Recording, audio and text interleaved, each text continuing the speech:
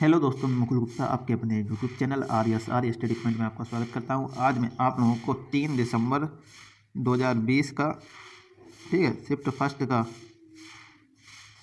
का part D. इससे पहले मैंने आप लोगों को पार्ट ए और पार्ट बी करा दिया। पार्ट ए था कंप्यूटर, वो पार्ट ए था जनरल नॉलेज करंट अफेयर का, और देखिए पार्ट बी था रीजनिंग का। तो देखिए आज पार्ट डी देखिए कंप्यूटर प्रोफिशिएंसी का। देखिए इसमें पहला प्रश्न हमें इस प्रकार से दिया है, एक IP वर्जन 4 एड्रेस डेस लंबा होता है। पहला ऑप्शन दिया है 16 बाइट्स, दूसरा दिया है 32 बाइट्स, तीसरा दिया है 32 बिट्स, चौथा दिया है 64 बिट्स। तो देखिए आप लोगों को यह तो पता ही होगा, कभी कभी यह भी प्रश्न पूछ जाए कि एक बाइट्स में कितने बिट्स होते हैं, यानी कि बाइट्स में बिट्स होते हैं। ठीक है, बाइट्स में ये देखिए ये होते हैं एक, तो 8 होंगे ये बिट्स, यानी कि BITS। ठीक है, कभी कभी यह भी प्रश्न बहुत सामान्यता पूछ दिया जाता है कि एक बाइट्स में कितने बिट होते हैं, तो हम लगाएंगे 8।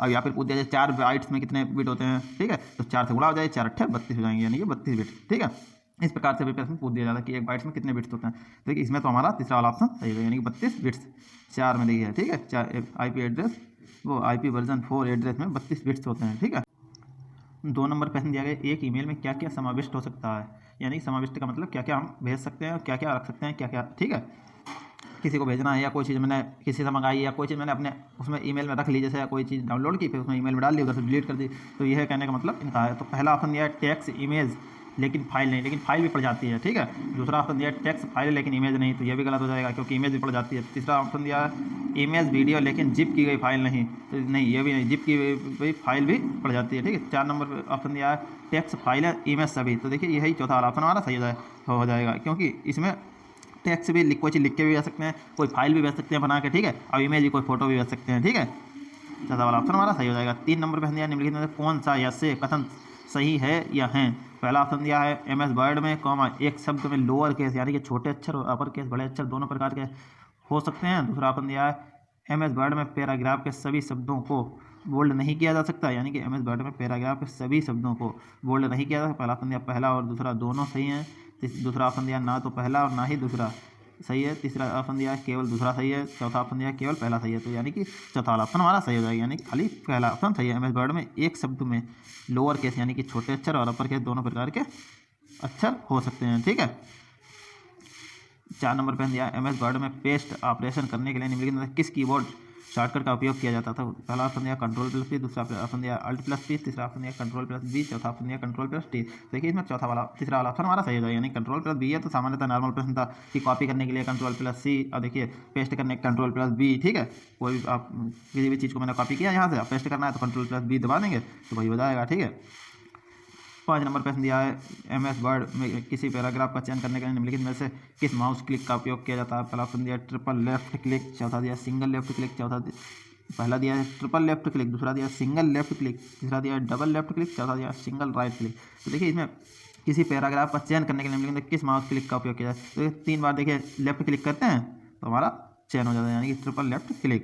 ठीक है, किसी पर 6 नंबर प्रश्न दिया है जब आप एक एक्सेल सेल में कोई मान दर्ज करते हैं और एंटर यानी कि एंटर कुंजी की दबाते हैं तो डिफ़ॉल्ट रूप से क्या होता है। पहला ऑप्शन दिया कर्सर सिलेक्ट बॉक्स बाएं यानी कि लेफ्ट सेल में चला जाएगा।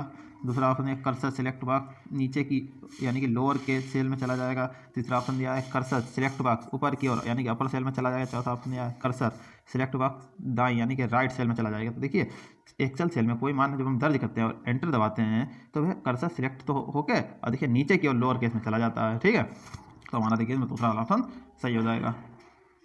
7 नंबर प्रश्न दिया गया इंटरनेट पर फाइलों को एक नोड से दूसरे नोड में स्थानांतरित करने के लिए निम्नलिखित में से किस प्रोटोकॉल का उपयोग किया जाता है। तो पहला ऑप्शन दिया है FTP, दूसरा दिया है HTTP, तीसरा दिया है POP, चौथा दिया है HTTPS। यानी कि देखिए इसमें एक नोड से दूसरे नोड में फाइल स्थानांतरित करने के लिए FTP का उपयोग किया जाता है। देखिए इन सबकी आप लोग फुल फॉर्म याद कर लीजिए, मैं देखिए यहीं पे लिखे दे रहा हूँ। इसका होगा फाइल ट्रांसफ़र, राइटिंग देखिए इतनी बढ़िया नहीं आएगी मोबाइल पे, फाइल ट्रांसफ़र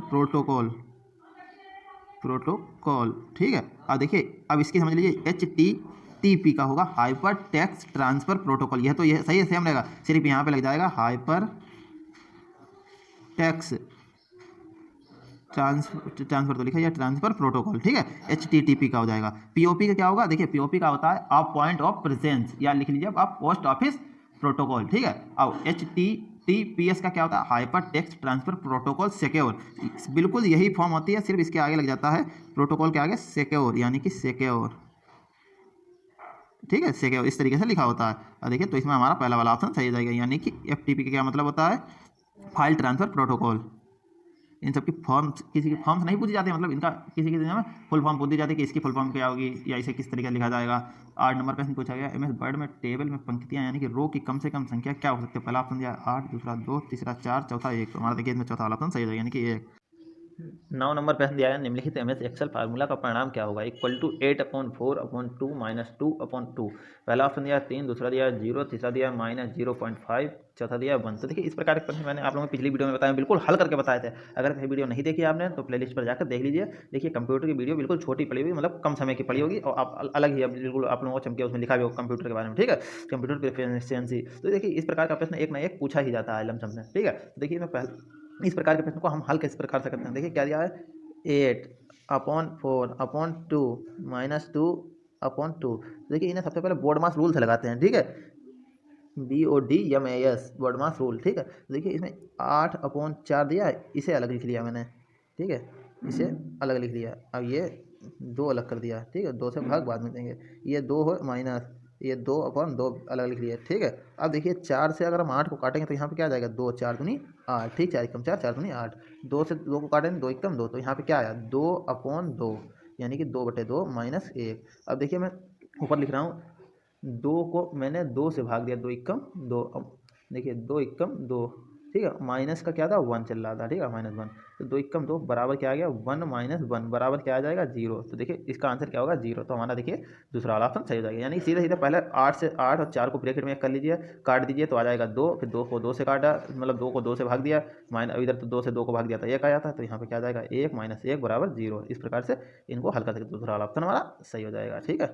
अब देखिए 10 नंबर प्रश्न दिया है, which of the following components of a worksheet display the address of the selected cell. पहला ऑप्शन दिया टाइटल बार, दूसरा दिया फार्मूला बार, तीसरा दिया नेम बॉक्स, चौथा दिया स्टेटस बार। तो हमारा देखिए तीसरा वाला ऑप्शन सही हो जाएगा, यानी कि नेम बॉक्स, ठीक है। आज मैंने आप लोगों को 10 प्रश्न पूरे करा दिए हैं। आज देखिए समझिए आपका शिफ्ट फर्स्ट का, यानी कि 3 दिसंबर 2020 का शिफ्ट फर्स्ट का पेपर आप लोगों का पूरा हो गया। अब मिलते हैं अगली वीडियो में। अगर कोई भी दिक्कत आ रही है तो आप लोग मुझे कमेंट कर सकते हैं, और वीडियो अच्छी लगे तो लाइक करें, शेयर करें, सब्सक्राइब करें, और एक दूसरे को शेयर करते रहिए, ठीक है। अगर कोई भी दिक्कत आ रही है तो आप लोग मुझे कमेंट कर दीजिएगा, ठीक है। और देखिए कम्युनिटी में मैं आप लोगों को क्यूज के लिए 1-2 प्रश्न देता हूँ, ठीक है, उन पर देखिए वोट करिए, मतलब ये नहीं कि मैं कह रहा कि कोई जरूरी नहीं कि आपका सही लग जाए, लेकिन यह तो आप कर सकते हैं कि हमारा देखें क्या हमारा प्रैक्टिस चल रही है कि नहीं चल रही है, हमारा प्रश्न कितने सही हो रहे हैं, कितने गलत हो रहे हैं।